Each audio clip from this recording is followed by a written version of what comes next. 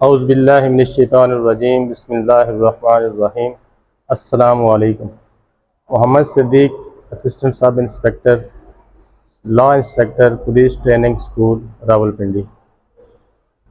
آج ہمارا ٹاپک ہے ناکہ بندی کا مطلب اور ناکہ بندی کس علاقے میں کی جاتی ہے اور کیوں کی جاتی ہے۔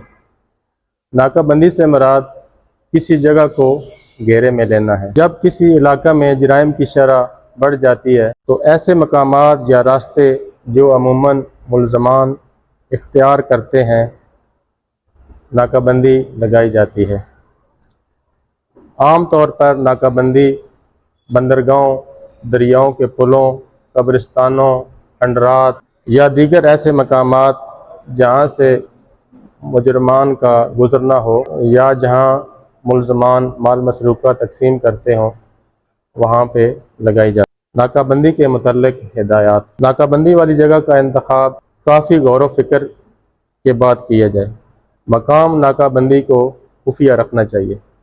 اگر آپ کو کہیں سے اطلاع ملی ہے کہ کوئی کار چوری ہو گئی ہے یا کوئی ملزمان ڈکیتی کر کے آ رہے ہیں، تو آپ فوری اپنی ناکہ بندی والی جگہ پہ پہنچیں گے اور وہاں پہ چھپ کے اس گاڑی کا انتظار کریں گے۔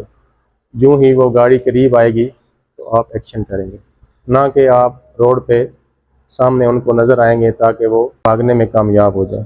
ایک وقت میں اگر کافی ایسی پارٹیاں ناکہ بندی سر انجام دے رہی ہوں تو ان کا آپس میں رابطہ ہونا چاہیے تاکہ وہ حالات سے ایک دوسرے کو آگاہ کر سکیں۔